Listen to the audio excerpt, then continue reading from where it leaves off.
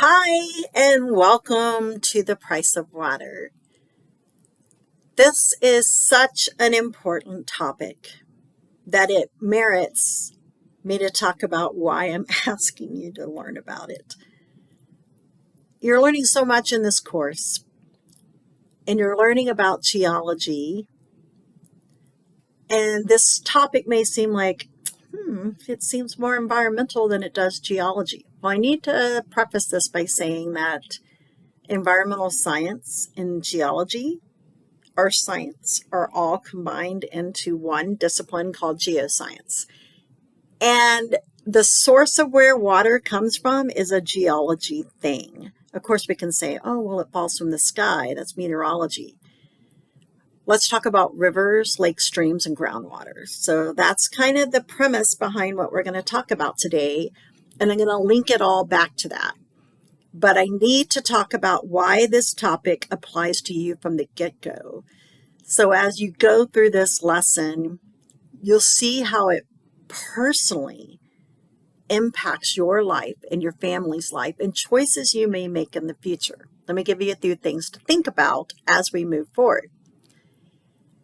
You decide to interview for a job out west. And let me qualify this by saying this is where I want to retire. So I really want to move somewhere where there's pretty geology in the future. And so I'm having to consider these same things. So let's say I want to move to Arizona or Utah, which are my top two choices, maybe even New Mexico, like a place like Ruidoso or near Zion National Park. These are all areas that are subject to problems of water quantity. Out west, there's not much surface water. There's more groundwater than there's surface water. And there are places that may run out of water if this issue of droughts continue, climate change affects how much surface water we can get into rivers that serve these multi-state areas like the western United States that we'll talk about here shortly. And this all boils down to, is this a place that will be sustaining for a job market, for industry to be there? Because if industry can't have water, they're not going to survive there. They'll have to find a different location for their plants. Will your cities be able to provide enough water for growing populations? Take a look at some of the larger cities in, let's say, Arizona, Utah, and Nevada. Let's say Phoenix, Tucson. If you look at Springdale area, specifically St. George, very fast growing out by Zion National Park. Nevada's Las Vegas is one of the fastest growing cities in the United States. And you think about all of this construction and population growth and people moving to these areas where there's limited water anyway. And then the rest of the water is used for irrigation out in these regions in a massive way. So as we continue our discussion, that brings us into the price of water and what that means to you on your bills. So depending on where you live, not just in the United States, worldwide too, but I mean, like what kind of place you live in. Do you live in a house that is not rented? Even if you rent a house, you probably have a water bill, an electric bill, but you might live in a townhome or a duplex or an apartment where you rent. And it's kind of a cool thing when you have all bills paid. Great, that sounds great. And I promise you, you're paying those bills. You're just getting it lumped into a price that looks great on pen and pencil to you. But I guarantee you the people who own that place have incorporated the cost into your rent. And as these services skyrocket in price, you'll see a corresponding rise in your rent as well, just like those of us who have a water bill directly from a city. So I live currently in the city of Waco. So you can kind of see where that is in Texas. So we're somewhere in the median between San Antonio, Houston, and Austin and Dallas, Fort Worth area. My water bill currently runs around $100 to $115 a month. Just 5 or 6 years ago, it was probably around $65, $70 a month for the same amount of people, the same basic size home. That means that the price of water has gone up that much. It's not the city being greedy at all. The city's doing the best they can to offer an affordable service. And by law, they have to provide us clean drinking water. That's required by the Safe Drinking Water Act, which is part of the Clean Water Act. The city has to provide water for the Clean Water Act. And specifically through that major law umbrella, there is a secondary set of laws called the Safe Drinking Water Act. And there are rules about the quality of what comes into our tap through water treatment facilities. And a water treatment facility is very different from a wastewater plant. There are also rules for those. So wastewater treatment plants deal with anything that's not drinking water. So it could be things from toilets, things from industry, things from clothes washing, shower water, things like that. So the idea is that your water bill deals with, likely in Waco, for example, I pay for my water, which is my drinking water, my sewer bill, which is the wastewater bill, and my trash all in one. So you may live out in the country and you may have a septic tank, but you're probably still having some kind of a water bill, even if it's a rural water district, unless you have your own well. If you do, let me caution you that you should be getting that tested to make sure it's safe to drink. But the point is the price of water is skyrocketing. So as you look at this map that was really from 2015, I'm looking forward to seeing some updated household average water because the bills are going up. And as you start to consider where you're going to move, this needs to be on your radar screen. Thinking about not only the price of water, electricity, just the basic things you have to live, but will those services be available long term in your area? So let's get to the heart of the matter of the price of water. Who owns it to start with? In the United States, all surface waters belong to the government. And then they allocate that water to individual states. And there's a very lengthy definition, kind of complicated. But I feel it's important to be transparent about reading regulations. So one of my prior lives, I worked for Texas Commission on Environmental Quality. Prior to that, the Brazos River Authority. So this topic is very dear to me because I did work in watershed protection. So having worked for TCEQ, I'm forced to have to read regulations as they're written, not as I make assumptions or that I think they're interpreted, but as they are presented. So every word choice matters. The placement of those words matter, and the absence of specific words matter. The only time an assumption can be made is when there's already been a court case in the judicial system that has ruled on what these terms mean. So when I read this definition, and you can read it on the screen, but I'm going to add a little bit of zest to how you might read it. You might get the gist that all waters belong to the United States. That's super important, especially if you own land and water runs through your property.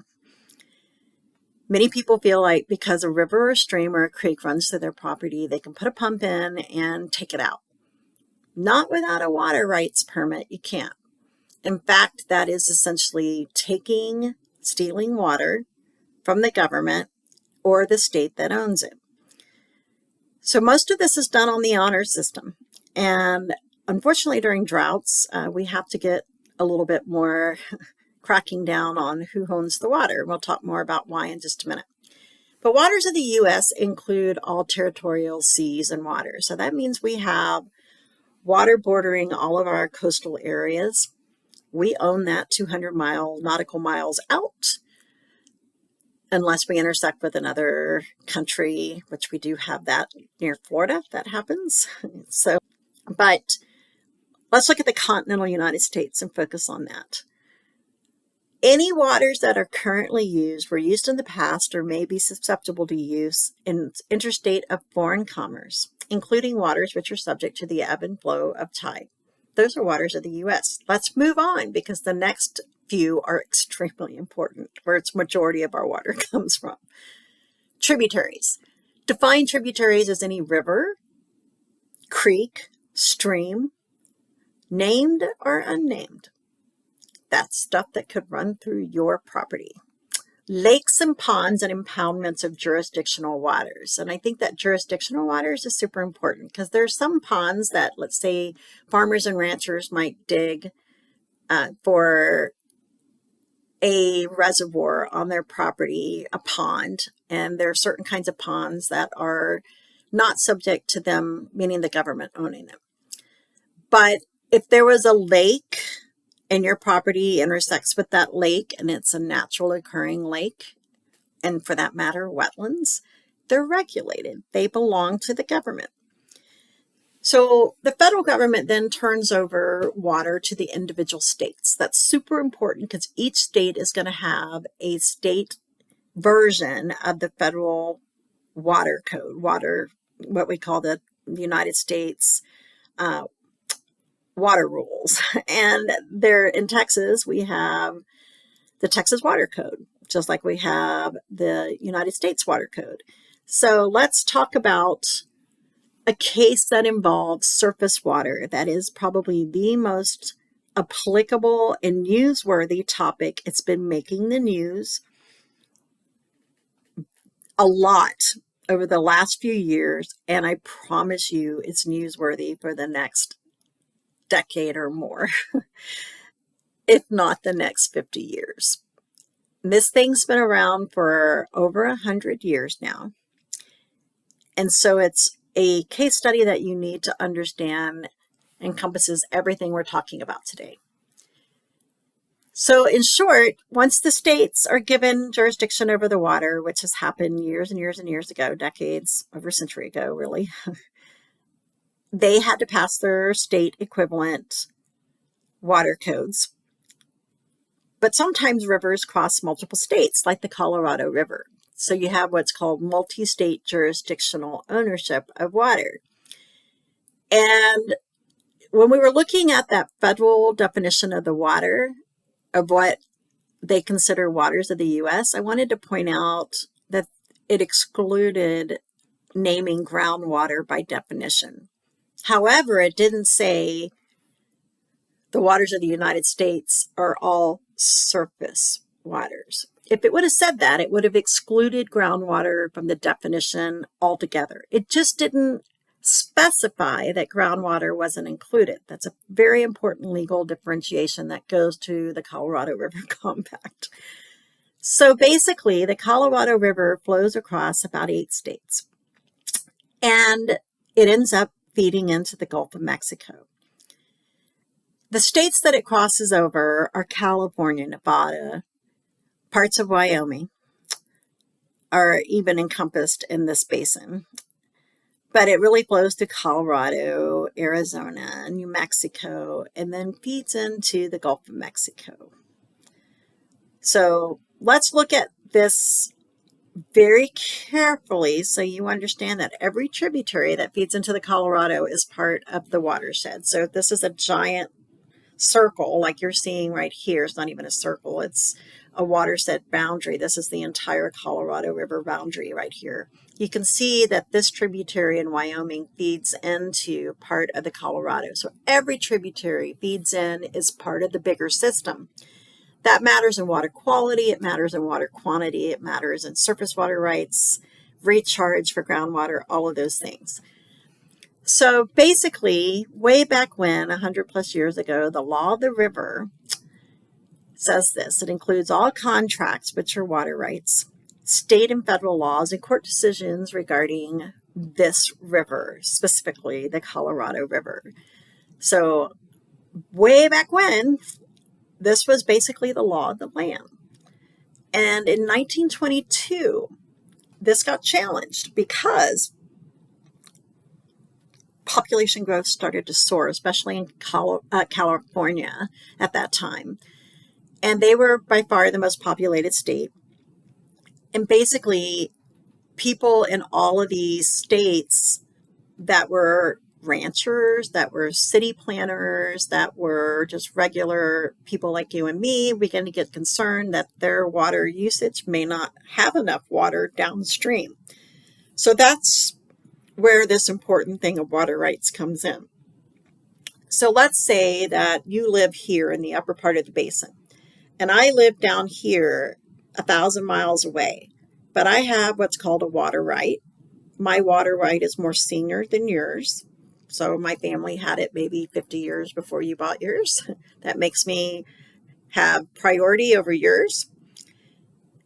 And all the water is used up before it gets here. Well, let me use an example that I feel is applicable. You do an online shopping event, and a whole bunch of one thing is available for a day. Let's just say a real popular day on online shopping. And you order it, and so do 1,000 other people. You're expecting to get that because you paid for a service. But all 999 other people got it, and you didn't because they ran out. That's not okay, right? You paid for the service. That's exactly what I'm talking about. Water rights here, water rights here. This water right had seniority. Let's say you were the very first person to purchase on that online thing. You would expect to be the first person it was delivered to, right? So that's kind of how this process goes.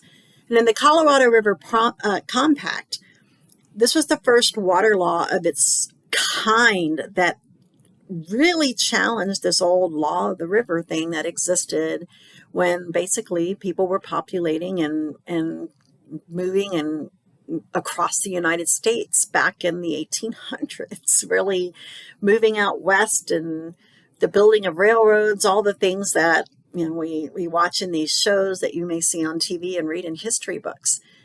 So essentially what happened, the Colorado River Compact is allocated a dedicated amount of water. And that dedicated amount of water dealt with all the states that were in the upper basin and all that were in the lower basin. So you can see a couple of states qualify in both.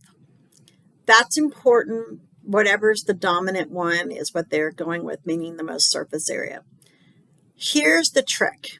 A majority of the population lives in the lower basin. Not nearly as much lives in the upper basin.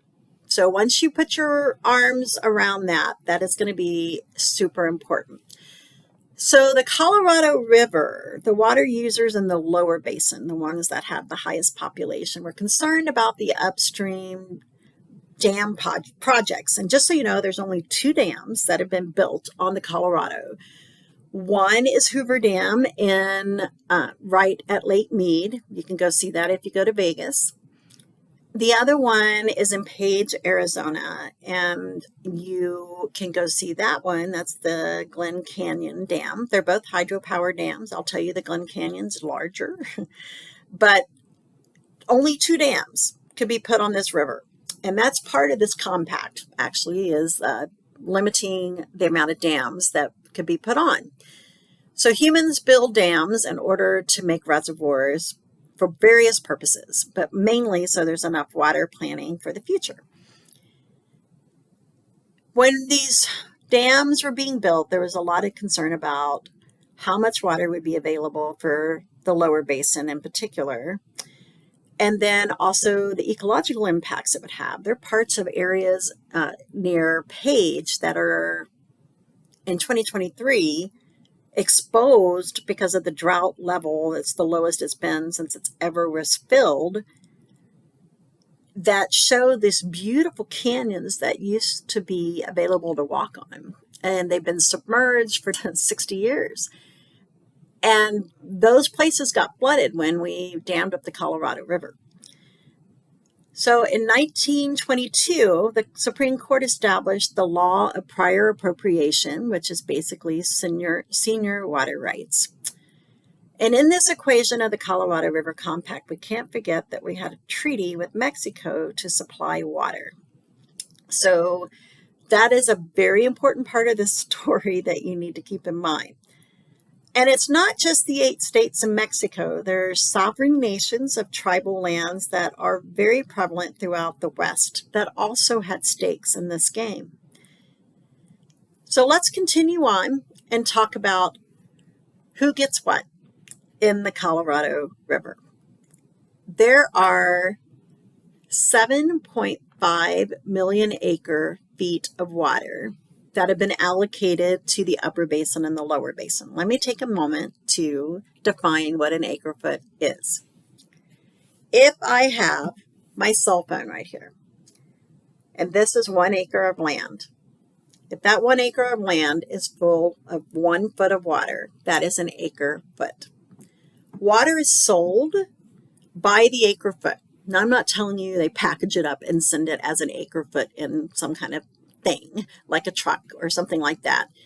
It is sold theoretically on paper. So when I worked at the Brazos River Authority, we issued water rights. We had water contracts. And so industries in particular or agricultural users would buy a lot of our acre feet of water in lakes.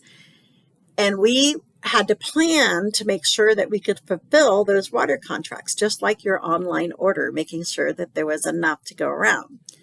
So we'll talk about why the problem of the Colorado River Compact is such a big deal. But understand the upper basin gets 7.5 million acres, and keep in mind that has much less population than the 7.5 million acre feet being used for the lower basin, even though they get exactly the same amount of water. Then there was 2.9 million acres allocated to tribal lands and 1.5 million acres allocated to Mexico. When you add all of that up, that number exceeds the amount of water that's in the Colorado River. And we'll explain why. Let's talk about the users of this water because that's super important. The biggest user is for irrigation of agricultural lands. Now, I'm going to add a new complicating factor that's actually a fairly recent problem.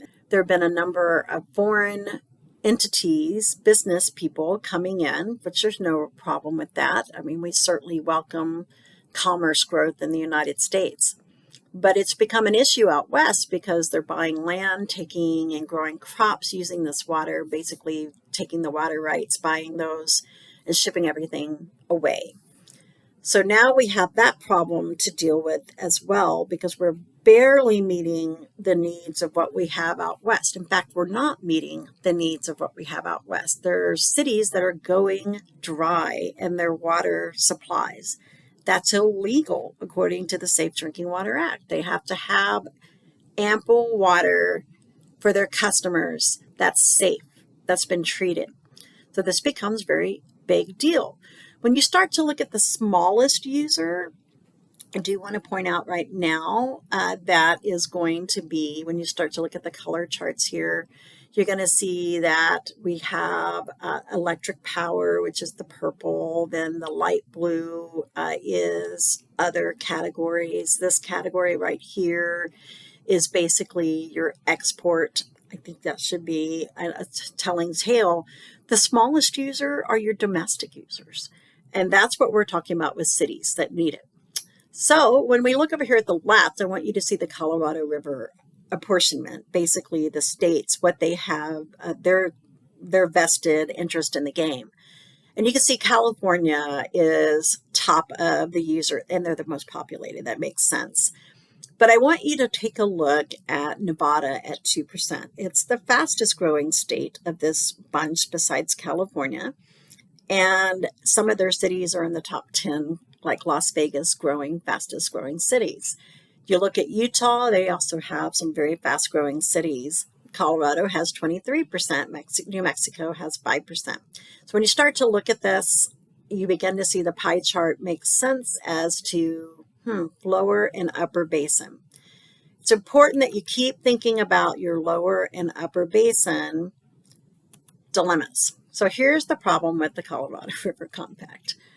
When the initial water quantity modeling was done, we don't have back then, 100 years ago, what we have today in technology. So it was based on flow calculations at the time. We didn't have computer models 100 years ago. We certainly didn't have centuries or decades of data. We certainly have so much more data today that we can make a much better allocation for the upper and lower basin in each of the users that we have in the Colorado River Basin. But the allocations were based on a wet series of years, which didn't average out to include drought years. That's super important to this story. So the total allocations come up to being 19.4 million acre feet, when the Colorado has a mean average of 15 million acre feet a year. So if you do the math, that's, 4.4 million missing acre feet of water. That's a problem. So people have been voluntarily giving up water to help with water conservation out west. Top of that list has been tribal lands that have been very gracious in providing water conservation, helping to help these cities who are in dire need. So are they going to get their water back? That's a whole nother story, but one I think we need to address. So I need to talk about why this dilemma continues to get worse. The climate change that you've learned about earlier in the semester directly links to this. So this picture I took in Rocky Mountain National Park, and this is in early June. And I want you to take a look at that snowpack. So I took and stopped here to do a video about snowpacks because the snowpacks in the Rockies are diminishing on an annual basis. That's essential because that snowpack melts every year and produces water that helps give rebirth to rivers. And this is the same way all over the world. Probably the most impacted place in the world is the Himalayas, where the ice packs and snowpacks are dramatically reducing. And our second most populated country in the world, India, is not receiving what it needs. So people are running dry on water, which means agriculture is failing. People don't have what they need to survive, ultimately. So if the river can't be replenished by the small streams that get the runoff from snowmelt, then we can't get more water or enough water to hit that 19.4 million acre feet, which is needed and allocated, I might add, by the Colorado River Compact. You learned about albedo, which is the color of the earth. So as we lose our snowpacks, which are white, and ice packs, we get a darker color. The green absorbs more heat and doesn't reflect more back, which simply means that we have less chance of keeping snow for a longer period of time. That's another problem. So the loss of water in the Colorado River Basin has decreased by 40% from when they initially calculated for the Colorado River Compact. And that number is continuing to rise. 20 million people rely on it as their drinking water resource, and 2 million acres of land use it solely for irrigation. So looking at Rocky Mountain National Park here, I took this shot. This is at a place called Many Curves in the park. It's a really beautiful location, high up in elevation in the park. And you can see that there's glaciers and ice packs there and snowpacks. Well, the snowpack should have been a lot more than what it looked like in this picture 25 years ago. There certainly would have been 50 years and 100 years ago. This would have looked like a different place in June. So the point is that albedo, that darker color that you see here and here, is becoming more prevalent, making the ground warmer and our atmosphere warmer. and we're not having the right conditions to hold on to our snowpacks. All right, so let's talk and shift gears. Now that you've learned about the Colorado River Compact, it's kind of a tough story, but just recently, landmark changes or agreements, I shouldn't even say changes, they really haven't happened at the regulation level, but agreements between the users have happened to help deal with the imminent need for water in areas, especially in the lower basin. So to emphasize, it's the lower basin that has the most water issues and the biggest population, and also I might add the largest irrigation needs. So all of that compounds. Now you're like, well, Texas doesn't have the Colorado. We have a little bit of the Colorado, but not the same area that's impacted by this. So we're not a part of the Colorado River Compact.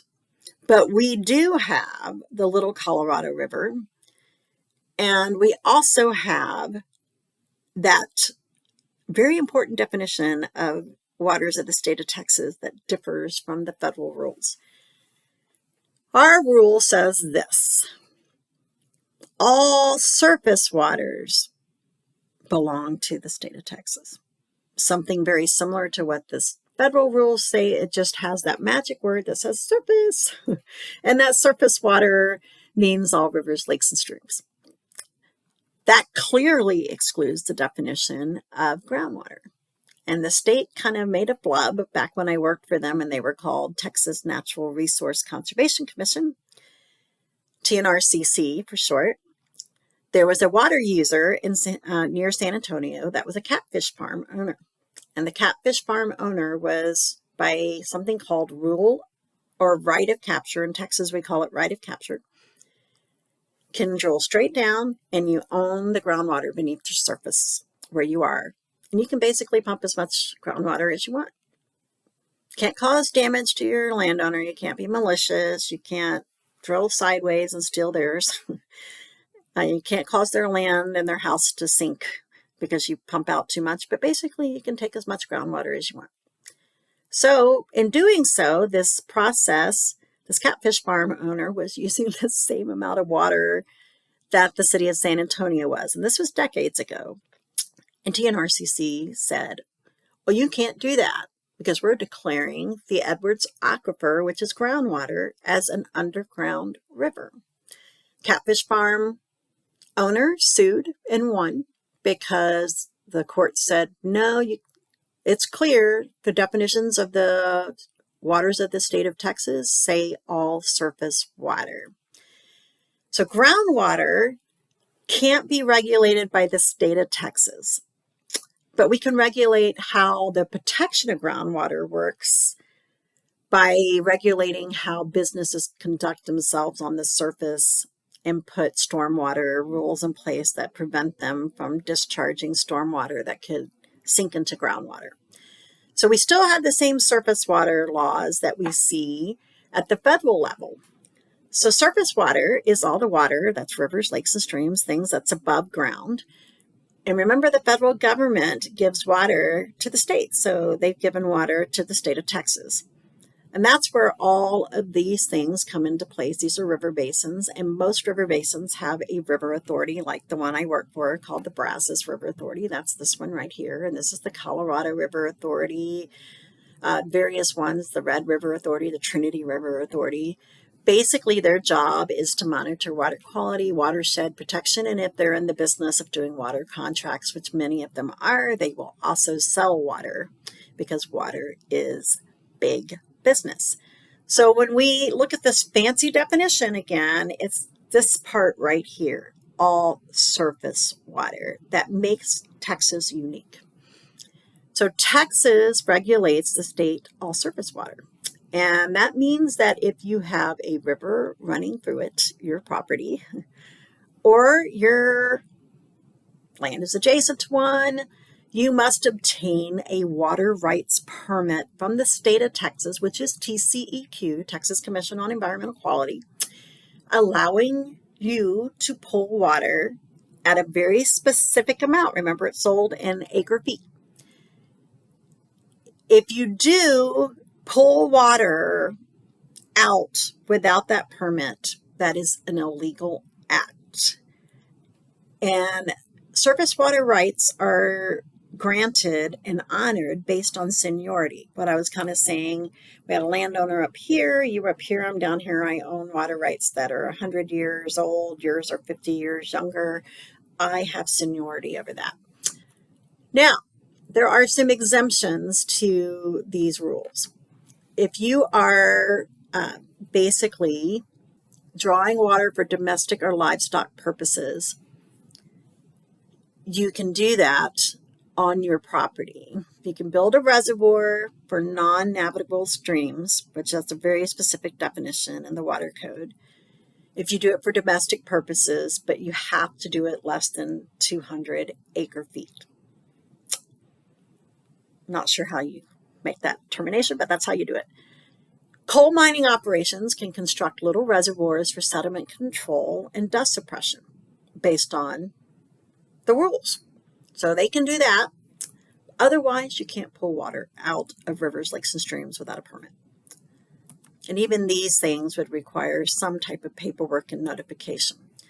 So let's say that there is those two landowners and there's a dispute. They both have water rights and there's not enough water for this person down here. And it's not necessarily because this one overused. Maybe there's an illicit pump somewhere in between or a handful. That's where water master programs come into play. Basically, these are the regulatory police, if you want to call it that, to deal with conflicts over water rights in Texas. So water master programs are a big deal. And you need to understand we're during serious drought times like now, when I'm recording this is 2023, most of Texas is in very serious drought conditions. Certainly West Texas, parts of Central Texas, even parts of North Texas are very much in drought conditions. So if there's illicit pumps, that's bad news. And during the summer months in particular, this is where water master programs get really busy. So they can do drone flyovers, helicopter flyovers, and so forth through TCEQ's water master program to make sure that water's being allocated and used in accordance with what the contracts say. Well, that moves us into talking about groundwater, because you can't have a conversation about surface water in Texas without having a conversation of groundwater. Groundwater doesn't necessarily have to be beneath your feet. It often is, but it's in rocks. That's the key. It's water that is in our rock layers. So the reason I say that, if you go somewhere, let's say like Zion National Park or Arizona in Sedona, and it's a monsoon season during the summer, and all of a sudden water gushes out of the side of a rock formation, that's also groundwater. It just found an exit point. But most groundwater is beneath our feet in rock layers, and sometimes just a few feet all the way up to several thousand feet beneath the surface. And over geologic time, water gets compressed in between rock particles. So this is a very exaggerated view of what groundwater would look like. Most rocks are not huge, and you have big spaces for water to exist. This would be a great look if you know what permeability is. It's the travel path of water to move between rock material. But most of the time you get material that looks like this. It's very much hardened together. The clast of the different pieces are touching, and the water gets smushed over time and compressed between there. Something that humans really can't duplicate the pressure of this process. So groundwater is what makes up aquifers. And these are water-bearing rock layers like you see right here in the diagram. So groundwater can naturally discharge where it finds an intersection point at the surface, and we call those springs. Or you can have it seep out of rocks where it finds an exit point and just kind of drips a little bit at a time. A spring will actually flow, whether it's flowing from the bottom of a creek or a river or out the side of a rock formation, however it might come out. But oftentimes, humans drill down into aquifers and pull out discharge at much faster rates than nature discharges. So when you got both of those happening, natural discharge and human discharge, that's a problem. So you might be thinking, ooh, well, what about if we artificially recharge the system? Because what recharge is if we took all this groundwater out of here and fluffed it back up by putting water back in, that's recharge. And that happens naturally with rain that percolates down in beneath the soil and root zone into an aquifer system. But again, we can, as humans, have a very hard time simulating what nature does over tens of millions of years or even thousands of years to get the same amount of compression. And also, I might add, your rock layers can collapse, especially if they're caverns, if you no longer have water to hold them up. So that becomes a problem. So when we think about groundwater, I need to think big scale. So in Texas, the upper map up here is your major aquifers, of which there are 9. And you might go, they kind of have this interesting long linear appearance. Well, that has to do with sea level coming in, sea level coming out throughout geologic past, leaving behind the rock materials that contain it. So in Texas and central Texas, where the college is, this area right in here, we're in the Trinity, and parts, if you get down to Saladio, is Trinity/Edwards. And when you get into South Texas, where the hill country is, that's the Edwards Aquifer.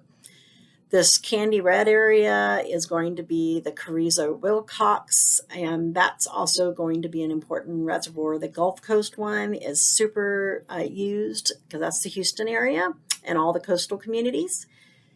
This is where a bulk of your water is. So the difference between a major and a minor aquifer is quite simple. Major represents huge users of water, usually domestic and irrigation.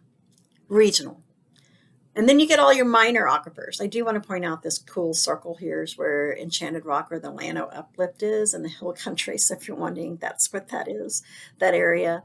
But there are lots of minor aquifers that still provide resources, but not in huge, plentiful areas. I do want to go back to major and talk about this. This is the Ogallala Aquifer, and this is the bottom or the base of it. There's a total of 8 states that go up all the way to South Dakota that are users of the Ogallala Aquifer, and it's by far one of the largest aquifer systems in the nation. But the primary use in Texas, as well as throughout the nation for aquifers, is irrigation for agriculture. So we talked a little bit about rule or right of capture already, but I just want to emphasize that it is a big deal in Texas. So every few years we get something that comes through the legislature thinking about how are we going to deal with right of capture, because remember, it is clearly excluded groundwater from the definitions of waters of the state of Texas. So in 2016, the Texas Supreme Court ruled on something that was a big deal relating to rule or right of capture. And essentially, an interesting thing is that if you sell your property, basically, you can save your mineral rights, just like you do for coal or for oil and gas. You can do the same thing for water. If you have the opportunity to sell property, retain your mineral rights. It would be my advice. So this case is an interesting case because it kind of put a little monkey wrench in the right of capture, but the same law basically applies. If you own the land, you can drill straight down and use the groundwater as much as you want, as long as it does not cause a few things to happen. Main one is subsidence. So, gosh, it's been a good 30 years ago now, but there is a very large company in Texas that was pumping out a whole bunch of groundwater legally through right of capture and causing land to subside residentially in towns nearby and rural landowners.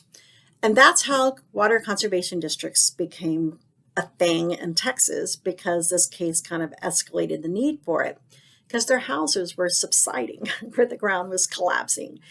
And so groundwater conservation districts are kind of interesting because they are not state entities. So remember, I told you the state of Texas, TCEQ, cannot regulate groundwater. They can regulate the surface of how pollution can get into groundwater, but they can't regulate how groundwater is used. The only entity that has a shot at that are groundwater conservation districts. And even then, there's some subjectivity about how the rules can be enforced. But they help develop plans and make rules to govern how groundwater can be appropriately used. Now, there are a few exceptions to groundwater rules in Texas. Basically, if you're doing domestic use and you drill into your land, you can produce a certain amount without having to worry about a groundwater conservation district if you're in that area. And if you are solely using one for drilling and exploration of oil and gas, well, that directly links to hydraulic fracturing, which is a whole nother topic for another day, and certain mining activities. The other groundwater limitations have to do with what I was talking about a second ago. You can't be mean and intentionally steal a neighbor's groundwater. And that's usually done by drilling this way.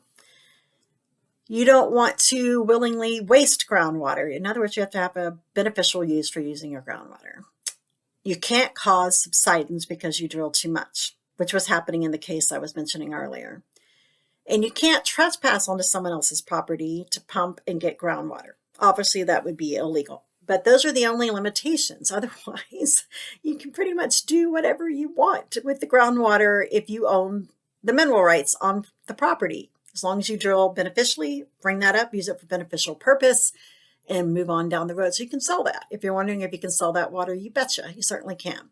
If there are no groundwater conservation districts, regulations for an area, entities can remove as much as they want without worry, as long as they do not cause that land to subside.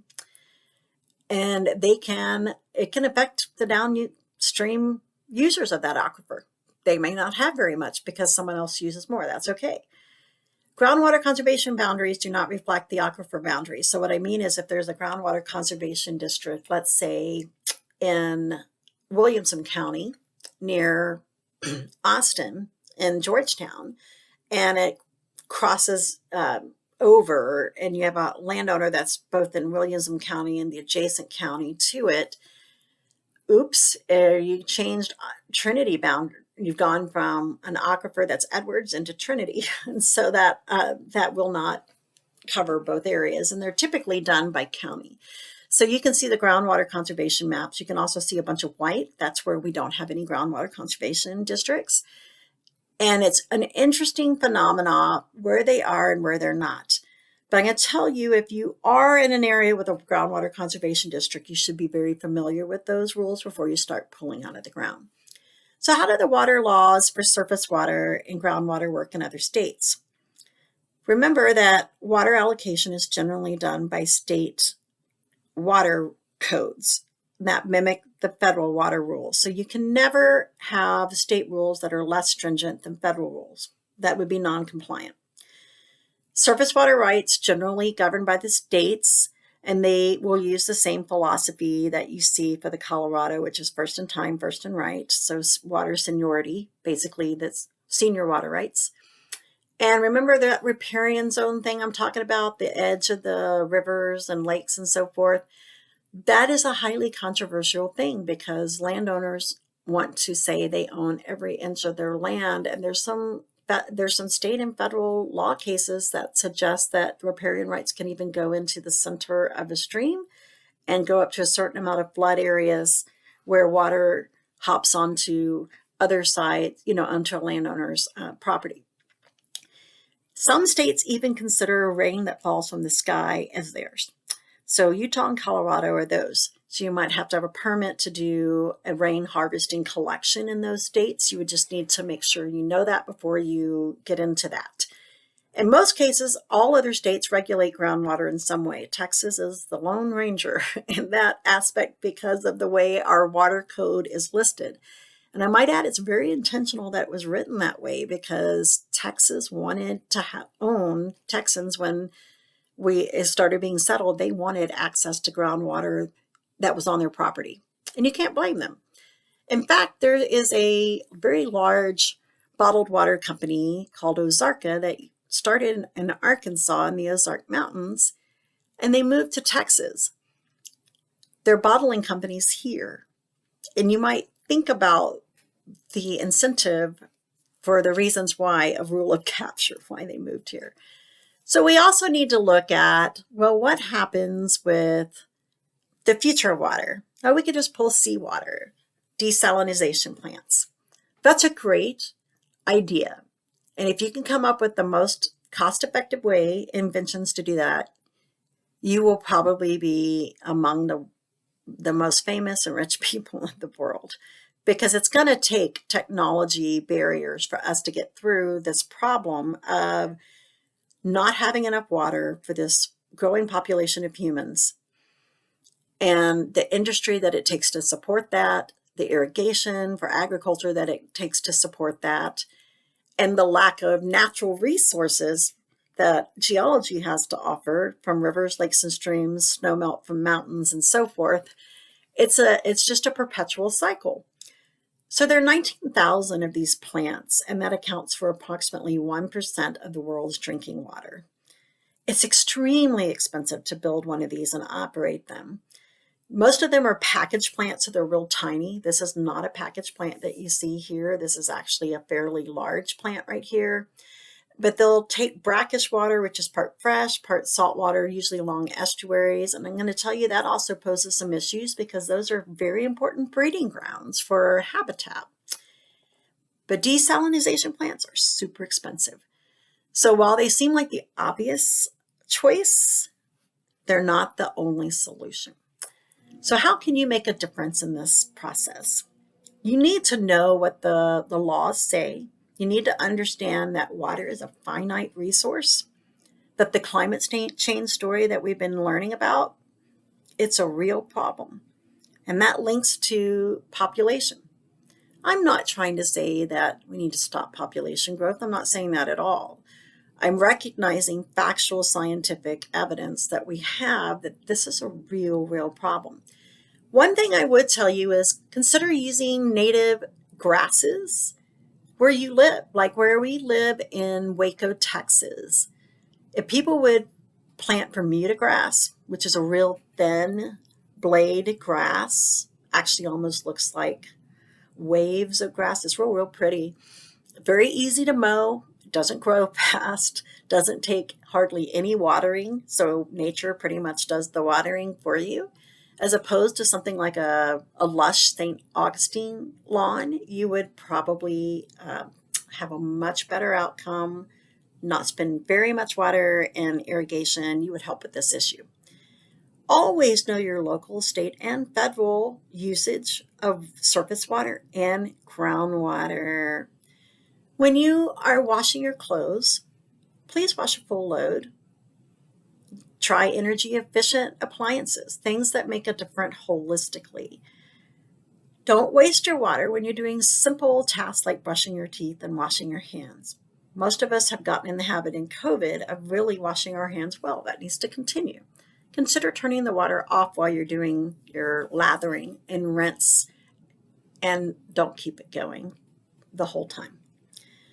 So again, let me link this back to geology. You're like, man, this was an environmental topic all the way around. They intersect. But our rivers, lakes, and streams, that's a geology thing. And we're having to manage these for water quantity as well as water quality. And I barely touched on water quality. In areas of the United States where we have a bunch of water quality is becoming a very big problem. And that corresponds directly to population growth and land use. I'm not saying out west they don't have water quality problems as well, but their major problem is water quantity. But all of us should be concerned with the Colorado River Compact. We should all be concerned about, is there going to be enough water where we live in 20 years, 30 years, 40 years, 50 years? So many municipalities are having, and states, to plan for the next 50 years of water use because of these ongoing problems that we're discussing. Just that one case study of the Colorado River Compact being the most compelling. But this is not unique to just out west. Likely where you live, water, the price of water is increasing. And you need to know why.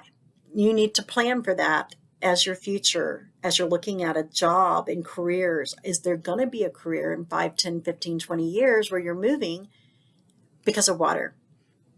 Pay attention to the water problems across the United States that make the news. Make note of that. And when you're interviewing and looking at moving, consider researching about the water issues in those areas before you make that choice.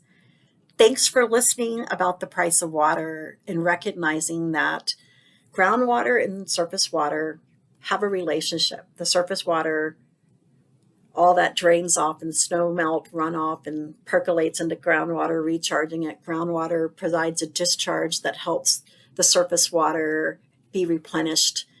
And all of that's changing as we're getting less of this water because more is evaporating.